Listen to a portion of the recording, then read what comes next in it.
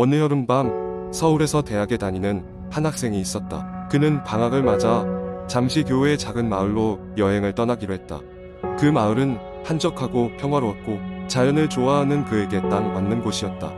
친구들 몇몇과 함께 에번에서 작은 전통 가옥을 빌렸다. 첫날은 별일 없이 흘러갔다. 그들은 마을의 경치를 즐기고 근처 산을 등산하며 하루를 보냈다. 밤이 되자 함께 저녁을 먹고 난 후 한 친구가 그 마을에 전해 내려오는 무시무시한 전설에 대해 이야기했다. 이 마을에는 굉장히 오래된 전설이 하나 있어. 예전에 이곳에서 한 여자가 실종됐는데 아직도 그녀의 영혼이 이 마을을 떠돌아다닌다는 거야. 그의 이야기에 친구들은 크게 신경 쓰지 않았지만 분위기를 따라 장난삼아 공포 이야기를 이어갔다. 그리고는 피곤함에 모두 잠자리에 들었다. 그날 밤 학생은 깊은 잠에 빠지지 못했다. 창문 밖에서 부스럭거리는 소리가 계속해서 들려왔기 때문이다. 처음엔 바람 소리겠지 생각했지만 그 소리는 점점 더 가까워졌다. 호기심이 발동한 그는 핸드폰 플래시를 켜고 창문 밖을 살폈다. 그 순간 차가운 공포가 그의 척추를 타고 올라왔다. 멀지 않은 숲속에서 하얀 차림의 여자가 희미하게 보였다. 그녀는 천천히 집 쪽으로 걸어오고 있었다. 심장이 요동치며 당장이라도 뛰쳐나가고 싶었지만 무언가에 이끌리듯 그는 움직이지 못했다. 그녀는 어느 순간부터 갑자기 사라졌고 창밖은 다시 고요했다. 다음 날 아침 그는 자신의 경험을 친구들에게 이야기했다.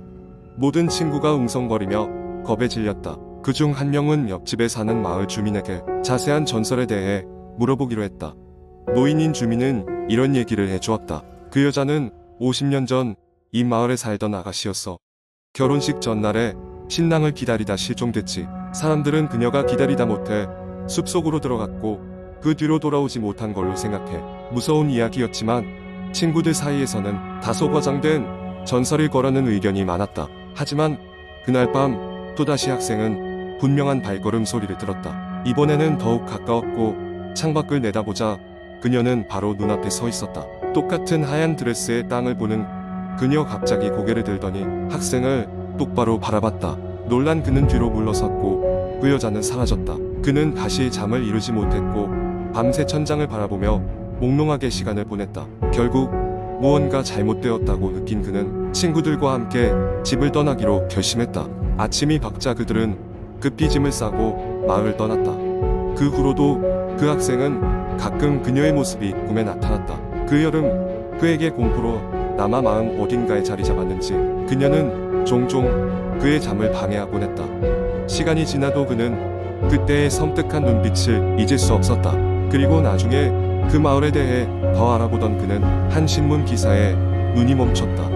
50년 전 그 마을에서 사라진 그 여자는 실종된 것이 아니라 범죄의 희생자였다는 기사가 발견된 것이었다. 그녀의 시체는 발견되지 않았지만 당시 그녀의 집 근처 숲에서 그녀의 유품이 발견되었고 실종 사건 뒤에는 확실한 범죄 흔적이 발견되었다고 했다. 이 기사를 읽은 후 그는 다시는 그 마을을 찾지 않았고 그 여름의 사건은 그의 친구들 사이에서 전설이 되었다. 이야기 자체보다 더 무서운 것은 그 여자의 모습을 본 사람이 전설이 아니라 바로 자기 자신이라는 사실이었다. 두 번째 이야기. 나는 어렸을 때부터 귀신에 대한 두려움이 많았다. 밤에 불을 끄고 자야 하는 것도 겁이 났고 혼자 있으면 상상 속에서 귀신들이 나를 쫓아온 것만 같았다. 하지만 지금 내가 이야기하려는 것은 상상이 아니다. 이는 내가 대학교 시절 겪은 실제 경험이다. 대학교 2학년 때였던 여름 방학이 시작되기 전 나는 캠퍼스 근처 원룸으로 이사를 갔다. 학교와도 가깝고 월세도 저렴했기에 마음에 들었다. 하지만 부동산 중개인이 방을 보여줄 때부터 그 방에는 뭔가 이상한 기운이 느껴졌다. 처음 방을 들어갔을 때 좁고 어두운 복도를 지나쳐야 했는데 그때부터 등골이 오싹해졌다. 하지만 나는 단순히 긴장이 때문이라고 생각하고 대수롭지 않게 넘겼다. 이사를 하고 며칠 동안은 평범한 시간이 흘렀다. 그러나 어느 여름밤 나는 이상한 꿈을 꾸기 시작했다. 처음에는 그냥 평범한 꿈이라고 생각했다. 그러나 그 꿈은 점점 이상해졌다. 꿈속에서 나는 항상 같은 장소에 있었다. 끝도 없이 펼쳐진 어두운 복도를 홀로 걷고 있었다.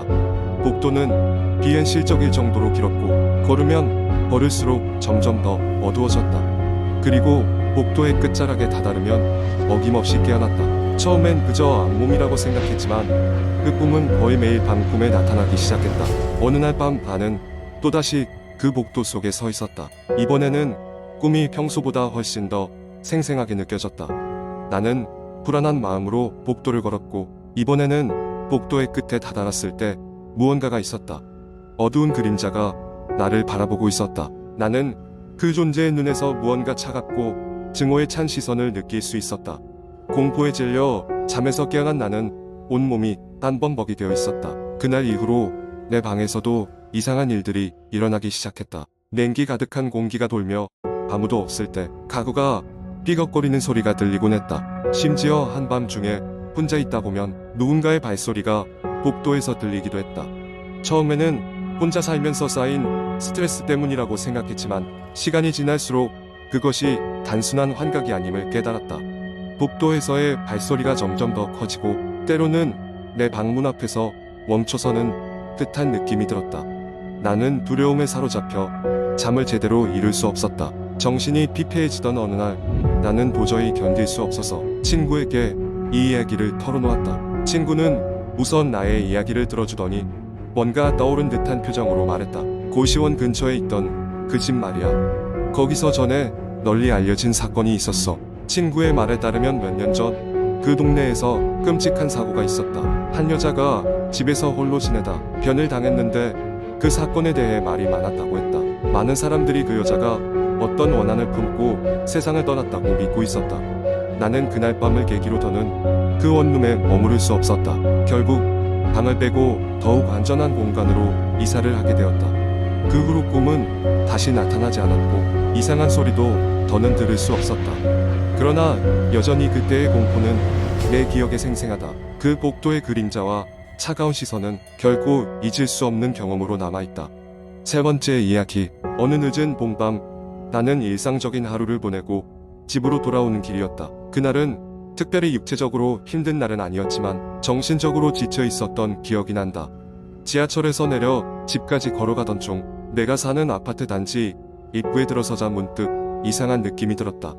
단지 전체가 낯설게 느껴졌다. 같은 곳을 매일같이 지나쳐 왔건만 그날따라 유난히도 조용하고 심지어 공기는 묘하게 무겁게 느껴졌다. 왠지 모르게 뒤를 돌아봤지만 당연히 아무도 없었다. 서둘러 걸음을 옮겼다. 아파트 2층 내가 사는 곳에 도착했을 때 복도가 유난히 어두운 듯했다. 요즘 센서등 교체 중인 듯 종종 고장나곤 했으므로 대수롭지 않게 여겼다. 문 앞에 섰을 때 등골을 타고 내려오는 한 줄기 싸늘한 기운이 느껴졌다. 목덜미에 잔털이 바짝 서는 그 느낌을 설명하기란 쉽지 않다. 열쇠를 꺼내 문을 열려는데 뒷머리가 서늘했다. 그때 뒤에서 분명히 누군가의 기척을 느꼈다. 너무 놀라 이전에 없던 빠른 속도로 문을 열고 문 안으로 들었지만 문이 닫히면서 단 한 번 스쳤던 그 섬뜩함은 쉽게 사라지지 않았다. 문을 잠그고 심장이 미친 듯이 뛰는 것을 진정시키려고 부엌에 가서 물을 한 잔 마셨다. 이상한 일은 그때부터 시작되었다. 물을 마신 뒤 잠시 안정을 찾고 안방 쪽으로 향했다. 그런데 복도의 거울에 비친 내 모습이 조금 이상했다. 거울 속의 나는 나와 똑같았지만 눈빛이 달랐다. 피곤해 지쳐 보이던 나와는 달리 거울 속에 이는 섬뜩한 미소를 짓고 있었다. 놀라움에 펄쩍 뛰어 거울을 봤다. 이번에는 평소와 같은 내 모습이었다. 피곤해서 헛것을 봤나 생각하며 다시 안방으로 갔지만 불길한 예감은 떠나지 않았다. 잠에 들려고 누웠을 때 집안에서 낮고 아련한 속삭임이 들리기 시작했다. 외부에서 나는 소리가 아니었다. 그것은 집안 어딘가에서 새어나오는 듯했다. 온몸이 굳으면서도 간신히 정신을 차리고 저 소리가 어디서 나는 것인지 파악하려고 애썼다. 소리는 서서히 나를 침대에서 밖으로 이끌었다. 심장이 크게 뛰고 귀는 그 소리에만 집중했다. 그것은 분명 안방 벽장에서 나는 것 같았다. 떨리는 손으로 벽장 문을 잡고 열었지만 그 안에는 아무것도 없었다. 그저 어둡고 비좁은 공간뿐이었다. 그러나 그 순간 벽장 안으로부터 찝찝한 한기의 느낌이 강하게 밀려왔다. 그 안 깊은 곳에서 무엇인가가 나를 지켜보고 있는 것만 같았다. 두려움을 이기지 못한 나는 벽장을 급히 닫아버렸다. 그날 밤 내내 벽장 안에서 나는 속삭임은 멈추지 않았다. 침대에 누워 소리가 사라지기만을 기다리며 이게 한낱 꿈이길 바랐었다. 이상하게도 새벽녘이 되자 속삭임은 기묘하게도 멈추었다. 그 이후 며칠간 집에 변화는 없었지만 나는 공포감 때문에 혼자서는 도저히 지낼 수가 없었다. 결국 부모님 댁으로 도피하듯 피신하게 되었고 내가 없었던 동안 친구를 통해 집안을 한번 둘러봐 달라고 부탁했다. 친구로부터 돌아온 연락은 의외로 허무했지만 동시에 무서웠다. 집에는 별다르게 문제가 없었고 심지어 벽장 안에도 어떠한 특이점도 발견되지 않았다는 것이었다. 나는 아직도 귀에 생생히 남아있는 그 속삭임을 잊을 수가 없다. 그 소리는 과연 무엇이었을까? 한동안 집에 돌아가기 두려움을 못 이기고 다른 곳에서 살았던 나는 결국 삶의 무게와 압박감에 혼자 사는 두려움을 극복하기로 결심하고 다시 그 집으로 돌아왔다. 그리고 지금도 여전히 그 벽장의 속삭임은 가끔씩 귓가에 돌린다. 그럴 때면 나는 여전히 작은 흥분감과 공포를 동시에 느낀다. 언젠가 그 소리의 정체를 알 수 있을까? 하지만 나도 모르게 다시 그 소리에 더 끌리는 나 자신을 발견하곤 한다. 그렇게 우리 집의 어두운 비밀은 아직도 풀리지 않는 채로 남아있다.